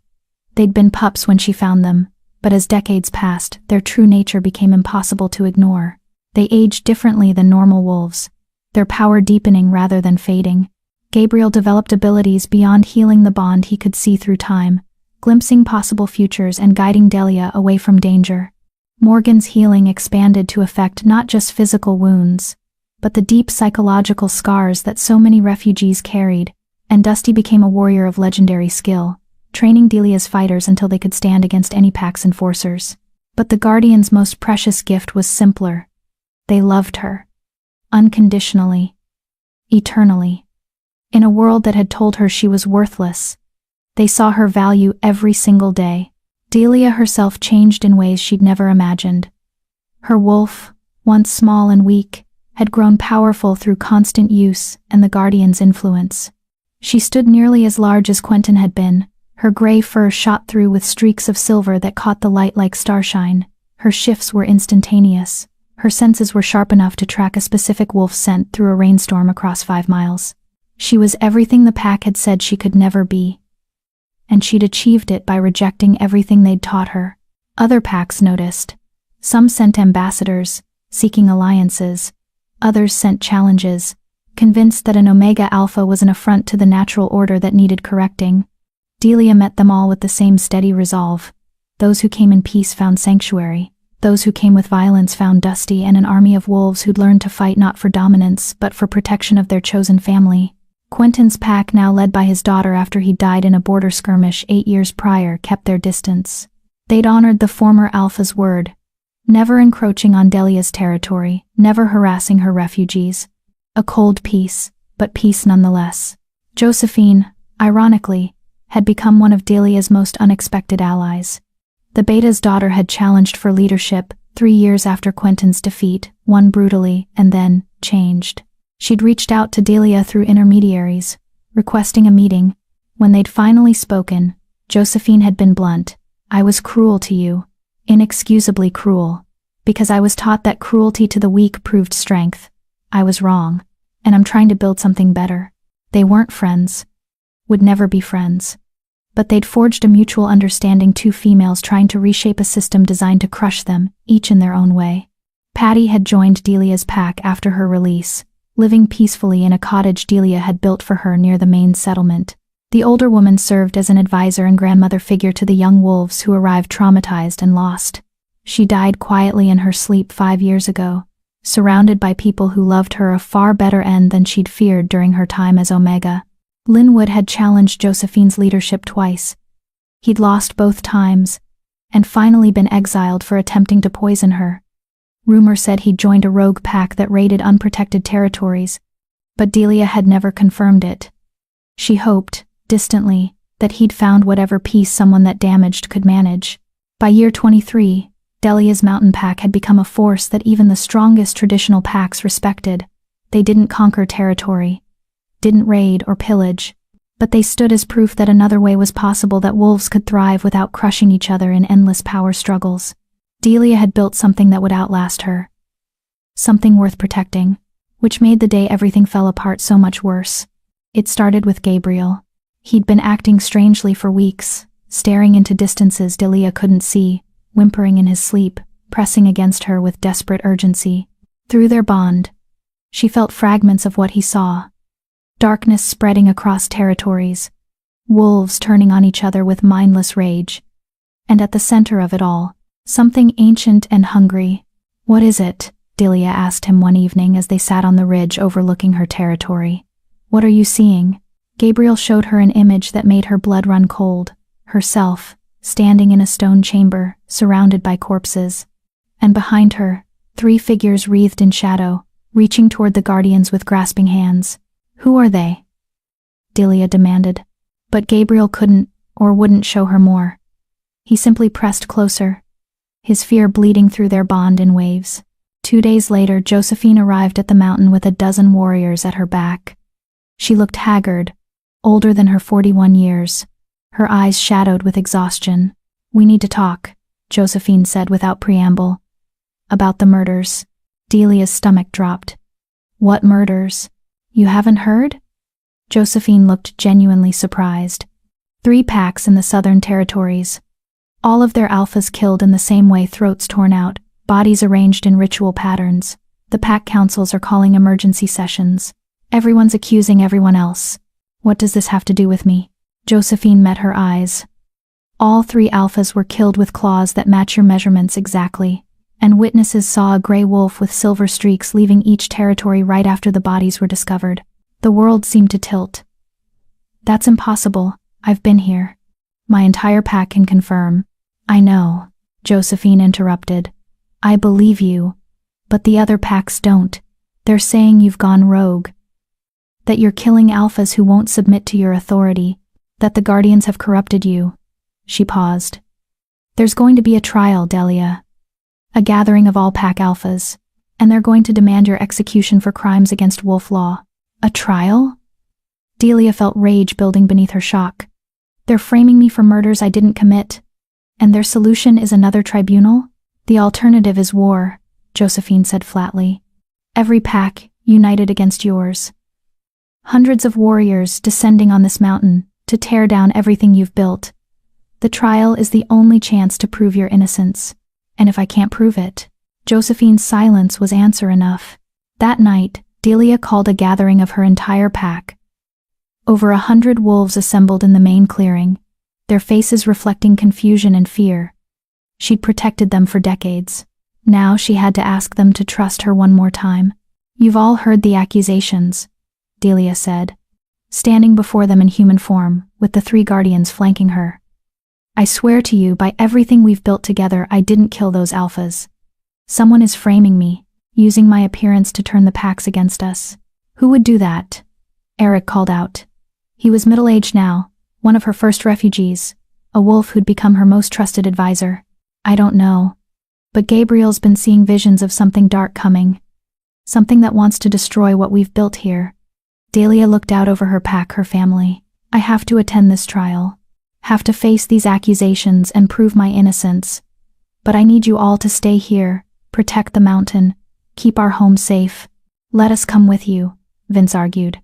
His twin Nathaniel nodded agreement. You shouldn't face this alone. I won't be alone. Delia rested her hand on Gabriel's head. I'll have the guardians. And I need you here more. If this is a trap, if someone's trying to draw me away from the mountain to attack while I'm gone, you're the only defense our home has. The pack murmured uneasily, but they understood. Everything they'd built was at risk. Everyone they'd saved depended on the mountain's protection. When do you leave? Jami asked. The elderly female had been with Delia for over 20 years, one of her staunchest supporters. Tomorrow, Josephine answered for her. The trial is in 3 days. At the old ceremonial grounds on neutral territory, Delia has to arrive before dusk on the 3rd day, or the packs will declare her guilty by default. 3 days. Delia had 3 days to travel across hostile territory, appear before a council of alphas who already believed her guilty, and somehow prove her innocence of crimes she hadn't committed. And if she failed, she'd face execution. Again. Only this time, she wouldn't just be losing her own life. She'd be condemning everyone who'd trusted her, everyone who'd found sanctuary on her mountain, to whatever fate the unified packs decided. 25 years of peace. 25 years of building something better. And it could all end in 3 days. Chapter 9. Condemned by Lies. The ceremonial grounds sat at the convergence of 7 territories, neutral land that no pack could claim, sanctified by treaties older than living memory. Massive standing stones formed a circle large enough to hold hundreds of wolves, their surfaces carved with the same ancient symbols Delia had activated on her mountain altar all those years ago. She arrived at sunset on the 3rd day, exhausted from the journey and sick with dread. The guardians walked beside her in formation, Gabriel on her left, Morgan on her right, Dusty trailing behind. Their presence drew stares from the assembled packs, hundreds of wolves who'd gathered to witness what many believed would be her execution. In the circle's center stood 12 alphas, representing the most powerful packs in the region. Josephine was among them, looking grim. The others regarded Delia with expressions ranging from contempt to cold calculation. At the head of the council sat an ancient female named Antoinette Scott, her white fur streaked with gray, her eyes sharp despite her advanced age. She was the eldest alpha, ruler of a northern pack that predated most modern territories. Delia Sims, Antoinette's voice carried across the grounds without effort. You stand accused of murdering 3 alphas, Danilo Ramos of the Riverbend Pack, Pasquale Browning of the Ironwood Pack, and Marcelino Gibbs of the Shadowfen Pack. Each was killed in identical fashion, throat torn, body positioned ritually, killed during the dark moon. Witnesses place a wolf matching your description at each scene. She paused. How do you answer these charges? Not guilty, Delia said clearly. I didn't kill anyone. I've been on my mountain the entire time, surrounded by over 100 witnesses who can confirm my presence. Witnesses from your own pack, one of the alphas, sneered a scarred male named Ismael Calderon. Wolves loyal to you who'd lie to protect their alpha. Their testimony is worthless. Then what testimony would you accept? Delia demanded. You've already decided I'm guilty. This trial is just theater before you carry out a sentence you determined weeks ago. Careful, Omega, Ismael growled. You're addressing your betters. I'm addressing wolves who should know better, Delia shot back. I've spent 25 years building a sanctuary for refugees from your packs. Wolves you cast out, beat down, or left to die. And now you want to believe I've suddenly become a murderer? What possible reason would I have to kill 3 alphas I'd never even met? Power, another alpha suggested. The same reason anyone kills. You want to expand your territory, eliminate rivals. Your mountain pack has grown too large, too influential. Perhaps you've decided it's time to challenge the traditional order. I've never wanted to challenge anything. Delia's frustration boiled over. All I've ever wanted was to be left alone. To provide safety for wolves who had nowhere else to go. If I wanted power over other packs, I've had 25 years to take it. Perhaps, Antoinette said thoughtfully. Or perhaps something has changed. The guardians you harbor, they're not normal wolves. Their power grows with each passing year. Who's to say they haven't corrupted you, twisted your purpose toward darker ends? The accusation hit like a physical blow. Delia felt the guardians tense beside her, felt their outrage bleeding through their bonds. The guardians have never corrupted anyone, Delia said coldly. They've healed the broken, trained the weak, and protected the vulnerable. Everything good about my pack exists because of them. Then let them speak for themselves, Ismael challenged. Let these ancient creatures tell us what they truly are, what they truly want. Gabriel stepped forward, his dark eyes sweeping across the assembled alphas. When he spoke, his voice resonated with power that made the standing stones themselves seem to vibrate. We are the first pack's legacy, born from the ancient magic that gave wolves their forms and their bonds. We sleep between ages, waking when the packs forget their purpose, when hierarchy replaces community, when strength becomes cruelty, when mercy is punished as weakness. His gaze fixed on Ismael. We woke, because a young wolf chose to save 3 dying creatures despite knowing it would cost her everything. Because in that moment, she embodied what packs were meant to be. Family that protects, rather than systems that destroy. Pretty words, Ismael spat, but they don't change the facts. 3 alphas are dead. All killed by a wolf matching Delia's description. Someone with her size, her coloring, her scent. My scent? Delia interrupted. The witnesses could identify my specific scent? Ismael faltered. Well, similar scent. Gray wolf with silver streaks. The description matches. There are hundreds of gray wolves with silver fur, Josephine interjected. It's not exactly unique. And if the witnesses could truly identify Delia's specific scent, they'd know that she hasn't left her mountain in 6 months. Her scent has been nowhere near those territories. Unless she's learned to mask it, another alpha suggested. The guardians have strange powers. Who knows what else they've taught her? The accusations kept coming, each more absurd than the last. Delia stood in the center of that hostile circle, feeling the weight of centuries of prejudice pressing down on her. They didn't want truth. They wanted a villain, someone to blame for the murders that threatened their fragile peace. And an Omega who dared to become Alpha? She was the perfect scapegoat. Enough, Antoinette finally said, silencing the council. We could debate possibilities all night. The question is evidence. Do we have any actual proof that Delia committed these murders? Not speculation. Not suspicion. Proof. Silence fell. The alphas glanced at each other, and Delia felt a flicker of hope.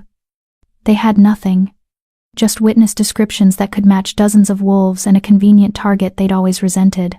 Then a new voice spoke from the edge of the circle. "I have proof." Everyone turned.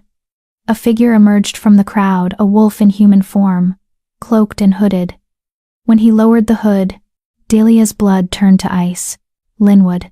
He looked older, harder, his face carved with scars from whatever violent life he'd led since his exile. But his eyes still burned with the same hatred they'd held 25 years ago when he'd hunted her through the forest. "Linwood Dalton," Antoinette acknowledged, "former enforcer of Josephine's pack." "You claim to have evidence?" "I do." Linwood pulled something from his cloak. A piece of fabric stained with blood. "This was found at the Shadowfen murder scene. It's torn from a blanket that came from Delia's mountain. I recognize the weaving pattern. It's unique to her pack." Delia's heart sank. She did recognize it. They used that pattern for blankets given to new refugees. But how had it ended up at a murder scene? "This proves nothing," Josephine argued. "Those blankets are given to wolves who leave the mountain.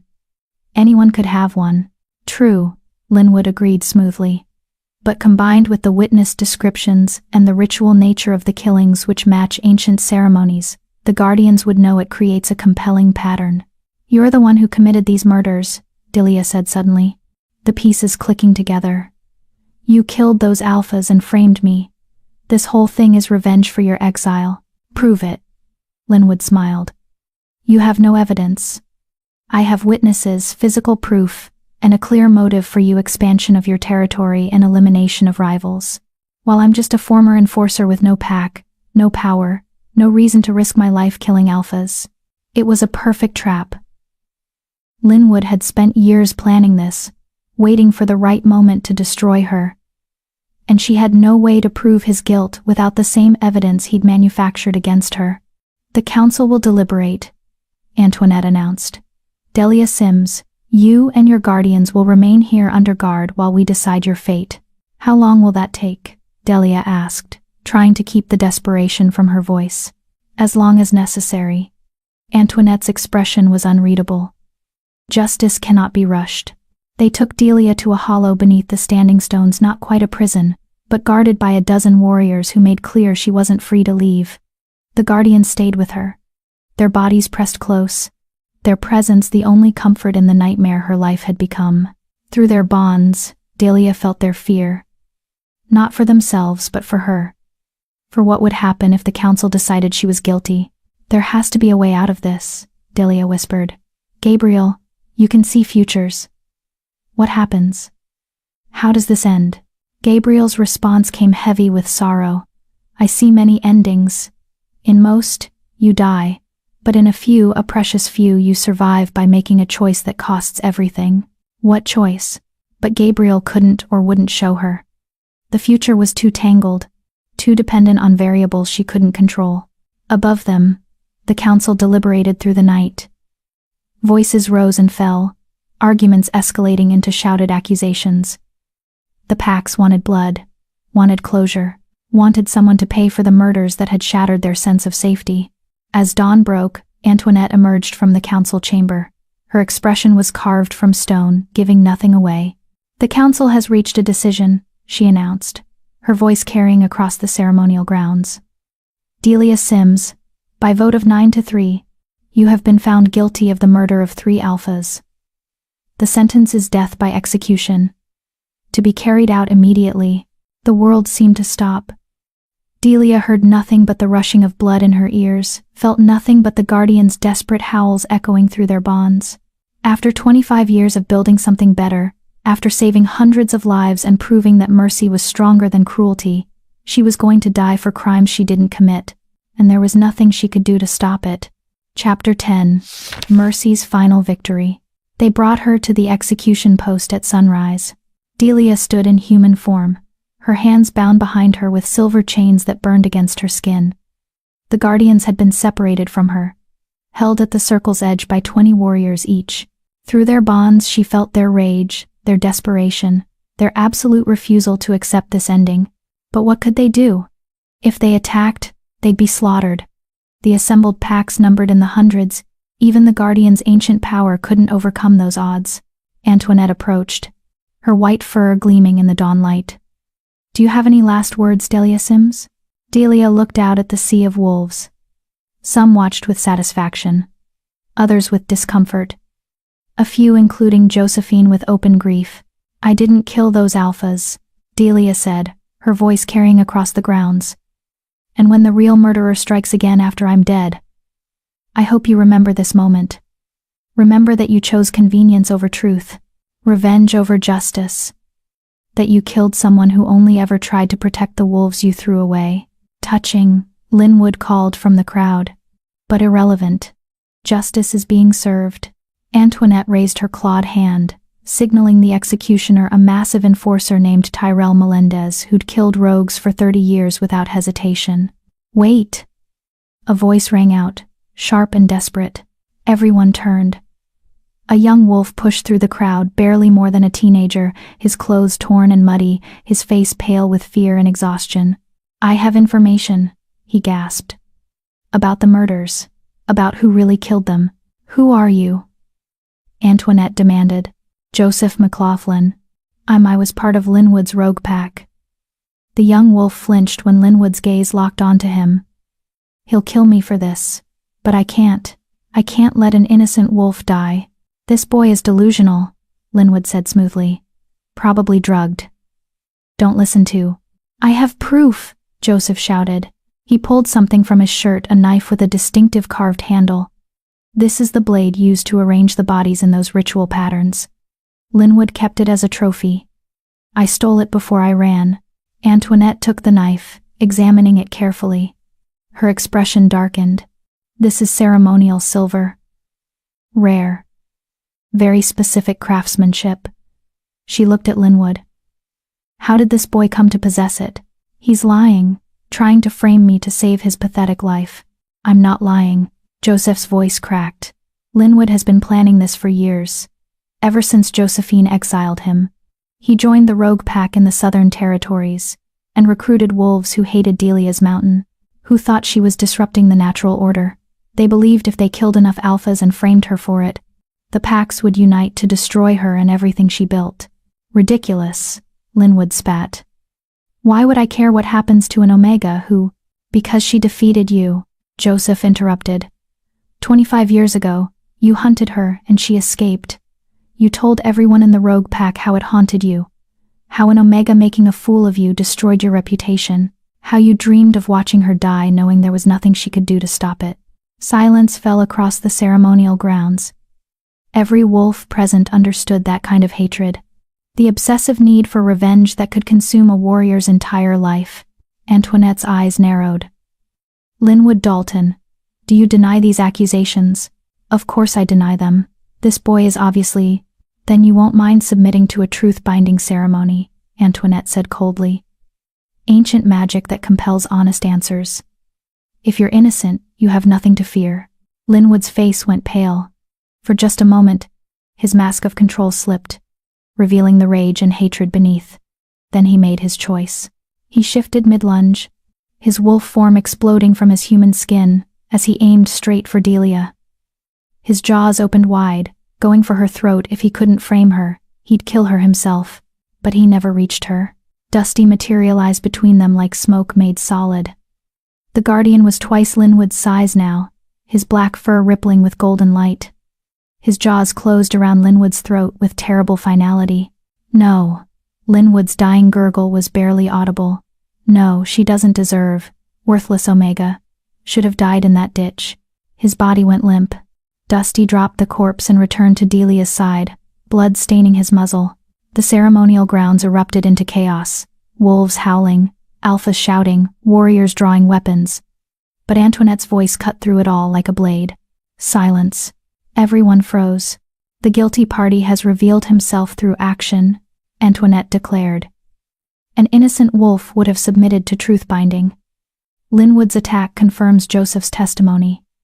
She turned to Delia. "Release her, immediately." The silver chains fell away, leaving burns on Delia's wrists that Morgan immediately began healing with gentle licks. The Guardians surrounded her, their bodies trembling with relief and residual rage. "I apologize," Antoinette said formally. "Justice was nearly perverted here. You are innocent of all charges and free to return to your mountain. Delia wanted to rage at her, wanted to scream about how close they'd come to killing an innocent wolf. But she was too exhausted, too emotionally wrung out to do anything but nod. Josephine pushed through the crowd and pulled Delia into a fierce embrace. "I'm sorry," she whispered. "I should have fought harder for you, should have trusted my instincts that something was wrong." "You tried," Delia managed. "That's more than most." The other alphas were already dispersing, uncomfortable with how close they'd come to judicial murder.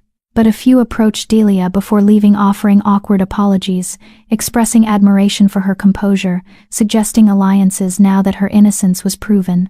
Delia accepted their words with weary grace. She'd survived. That was all that mattered. As the ceremonial grounds emptied, Joseph approached hesitantly. He was young, maybe 19, the same age Delia had been when she'd found the Guardians. His eyes held the same haunted look she remembered from her own reflection. "Thank you," Delia said quietly. "You saved my life." "You saved mine first," Joseph replied. 3 years ago, I wandered onto your mountain half dead from starvation. Your wolves fed me, healed me, sent me on my way with supplies. You didn't know me, didn't owe me anything. But you helped anyway." He swallowed hard. "When I heard what Linwood was planning, I knew I had to do something. Had to repay the mercy you showed me." Delia felt tears burning her eyes. This was why she'd built her sanctuary. Why she'd protected refugees and outcasts for 25 years. Because mercy rippled outward in ways you could never predict. Because choosing kindness, even when it cost you, created threads of connection that could save your life years later. "Come back to the mountain," Delia offered. "You'll need protection. Linwood's rogue pack will want revenge for exposing them." Joseph's face lit with desperate hope. "You'd take me? After I ran with his pack?" "You were surviving however you could," Delia said simply. "And when it mattered, you chose truth over safety. That makes you pack. If you want to be." "I want to be," Joseph whispered. "More than anything." The journey back to the mountain took 3 days. Delia traveled with the Guardians, Joseph, and Josephine, who'd insisted on escorting them personally to ensure no further attacks. They moved through territories that had been hostile days ago, but now watched them pass with cautious respect. Word had spread fast. The Omega Alpha had been falsely accused and nearly executed, had faced death with dignity, had been saved by mercy she'd shown years ago, coming back to protect her. Stories like that became legends. And legends changed how wolves saw the world. When they finally reached her mountain's base, Delia felt the familiar pulse of the territory's bond welcoming her home. Above, she could see her pack gathered on the ridges, over 100 wolves who'd been waiting, terrified they'd lost their alpha forever. They howled when they saw her, a sound of pure joy and relief that echoed across the valleys. Delia howled back, and the Guardians joined her, their voices harmonizing with hers in a song of survival and triumph and unbreakable bonds. She climbed the familiar paths with her family around her, and when she reached the main settlement, her wolves surrounded her in a crushing mass of fur and bodies and love. They'd built this together, this sanctuary, this proof that another way was possible, and it had survived. They'd all survived. That night, Delia stood on the ridge overlooking her territory with the 3 Guardians beside her. Gabriel pressed against her left side, Morgan against her right, Dusty at her back. The same formation they'd held 25 years ago when she'd been a terrified girl fleeing execution. "You saw this," Delia said to Gabriel. "Didn't you? In your visions. You knew I'd face death row and be saved." Gabriel's response came warm with affection. "I saw possibilities. The future is never certain. But I knew that if you stayed true to yourself, if you kept choosing mercy over cruelty, the threads you'd woven would catch you when you fell." "What now?" Delia asked. "What comes next?" Through their bond, Gabriel showed her glimpses of the future. More refugees arriving. Alliances forming with packs willing to change. Young wolves trained in new ways spreading across territories, carrying the lessons they'd learned on her mountain. A slow revolution built on kindness rather than conquest. It wouldn't be easy. There would be more challenges, more wolves who clung to the old ways. But change had begun. The seed she'd planted 25 years ago when she'd chosen to save 3 dying pups instead of walking away was finally bearing fruit. "We changed the world," Delia whispered. tears streaming down her face. Just by choosing to be kind. Just by refusing to become what they tried to make us. The guardians pressed closer, their warmth surrounding her. Through their bonds, she felt their absolute certainty. She'd always been exactly who she was meant to be, not in spite of being rejected and cast out, but because of it. Because only someone who'd experienced the worst of pack hierarchy could envision something better. Only someone who'd been called worthless could see the value in wolves everyone else dismissed. Only someone who'd chosen mercy when cruelty would have been easier could build a sanctuary that lasted 25 years and would last 100 more. Delia had been rejected, exiled, sentenced to death twice, but she'd survived it all because 25 years ago, she'd made one simple choice: to save 3 dying pups when she had every reason to walk away. And those 3 pups had saved her right back, not just from the executioner's blade, but from becoming someone who believed the lies. Someone who accepted that she was worthless. Someone who let the world's cruelty make her cruel in return. They'd saved her by showing her who she really was. Strong enough to be kind, brave enough to be merciful, powerful enough to change everything. And that was the greatest gift anyone had ever given her. The moon rose over the mountain, bathing everything in silver light. Delia howled, not in sorrow or fear, but in triumph, in joy, in the absolute certainty that she was exactly where she was meant to be. And 3 ancient guardians howled with her, their voices carrying across territories, telling the world that mercy had won, that the rejected Omega who'd taken in 3 homeless pups had become someone who couldn't be destroyed, because she'd learned the greatest truth of all. You save who you can, love who you're given, and trust that kindness creates threads strong enough to catch you when the world tries to break you. And sometimes, just sometimes, those threads become unbreakable chains that nothing can sever. Not even death itself. Dear viewers, as we reach the end of Delia's journey, I'm left with these questions. Who in your life saw value in you when everyone else said you were worthless? And have you ever shown kindness to someone when the world told you they weren't worth it? Sometimes the smallest acts of mercy echo across decades, coming back to save us when we need it most. Share your story in the comments below. I'd love to hear how compassion has shaped your life. If this story touched your heart, please take a moment to like this video. Your support helps keep these stories alive and helps others discover the power of choosing kindness even when it costs everything. Thank you for being here.